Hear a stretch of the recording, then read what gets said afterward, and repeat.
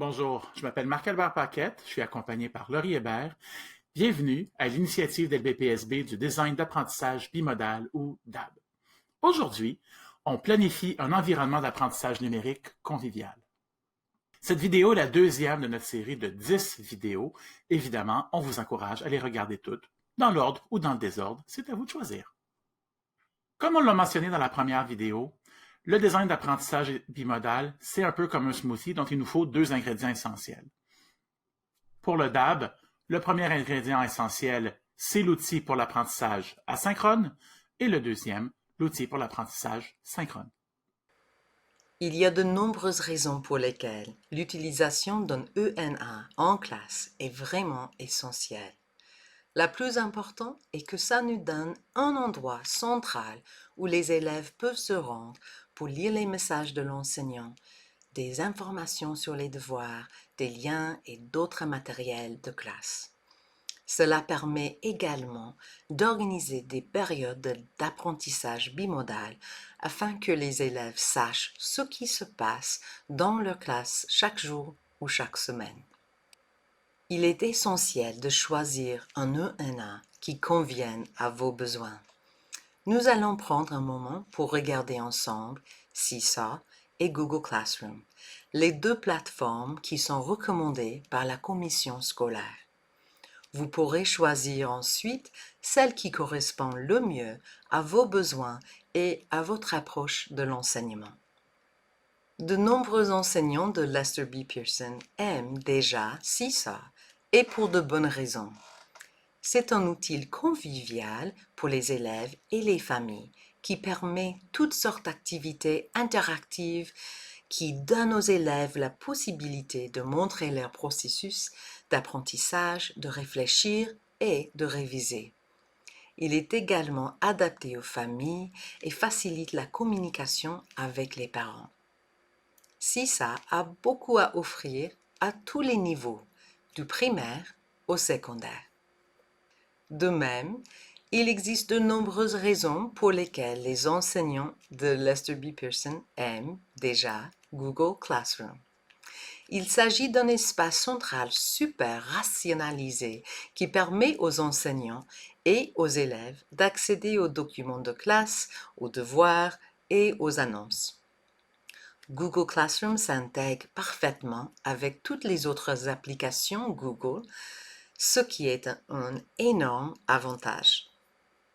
Utiliser Seesaw et Classroom ensemble est aussi simple que de trouver ou de créer des activités interactives dans Seesaw, puis de les relier à partir d'un devoir de Google Classroom. Dans ce cas, Classroom est le ENA officiel et Seesaw est utilisé comme un outil supplémentaire. Une fois qu'on a choisi notre environnement numérique d'apprentissage, ce qui va être important, c'est de l'organiser, d'organiser cet espace-là, puis d'échafauder vraiment l'horaire de nos rencontres. En fait, ce qui va être important, c'est que les élèves aient quelque chose de prévisible, une routine que vous allez leur proposer. Au cours des prochaines diapos, on va vous proposer 5 modèles différents et ce sera à vous de choisir celui qui vous intéresse ou peut-être même de faire un amalgame des différents modèles qui vous sont proposés. Sachez également que vous aurez accès à une copie vierge de chacun des 5 modèles pour que vous puissiez l'aménager et l'adapter à votre goût. Les deux premiers modèles fonctionnent sur un horaire du lundi au vendredi. Dans l'exemple que vous voyez à l'écran, les enseignantes ont décidé de se mettre en équipe pour proposer dans la première rangée l'heure de la rencontre Zoom. Ensuite, vous avez les liens vers les différentes rencontres de la semaine. Et en bas, un menu pour les rencontres supplémentaires. Donc, par exemple, que ce soit des séances de travail supplémentaires, du travail en équipe ou du tutorat. Dans le deuxième modèle, ce qui est intéressant ici, c'est que vous avez le lien Zoom qui est situé en haut pour l'ensemble des rencontres de la semaine. Vous avez par matière le calendrier des tâches qui sont à accomplir en semaine qui seront faites soit de façon synchrone ou asynchrone.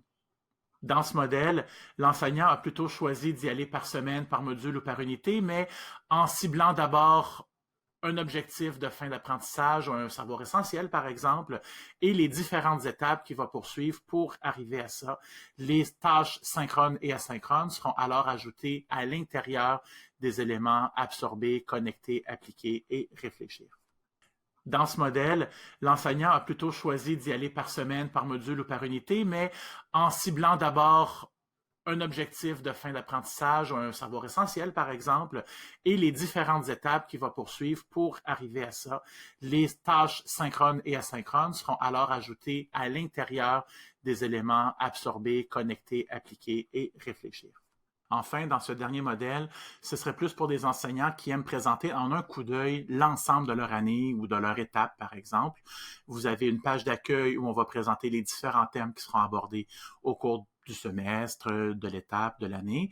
Et à l'intérieur de chacun de ces onglets-là, vous pourrez offrir aux élèves des liens avec les objectifs d'apprentissage plus détaillés pour chaque cours.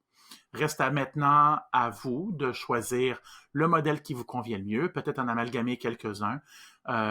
Sachez qu'ils existent en français et en anglais si vous voulez faire du co-enseignement avec vos collègues qui enseignent en langue anglaise. C'est à vous de découvrir. Une fois que vous disposez d'un ENA bien organisé, il est important d'aller plus loin et de le personnaliser. Vous avez votre signature dans votre salle de classe.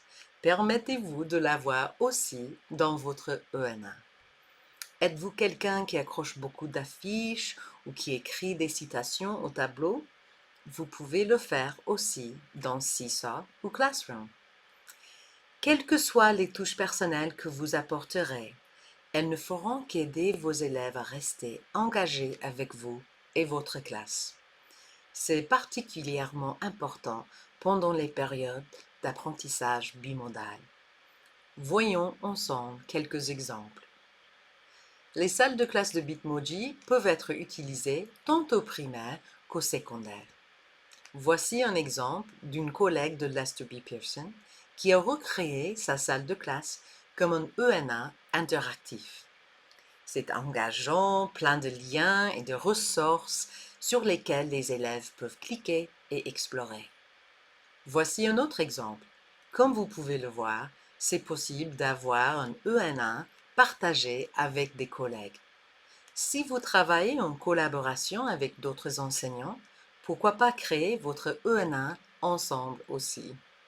Voici un exemple qui montre comment vous pouvez mettre en place une classe de Bitmoji avec un agenda qui peut être mis à jour quotidiennement.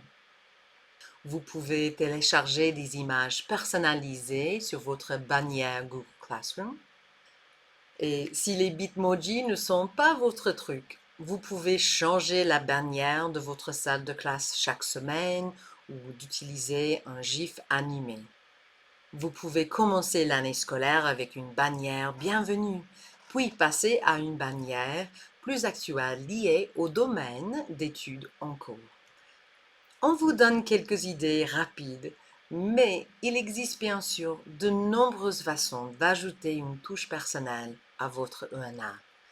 N'oubliez pas de consulter les ressources que nous avons organisées pour vous en rapport avec ces 3 étapes pour mettre en place un ENA convivial.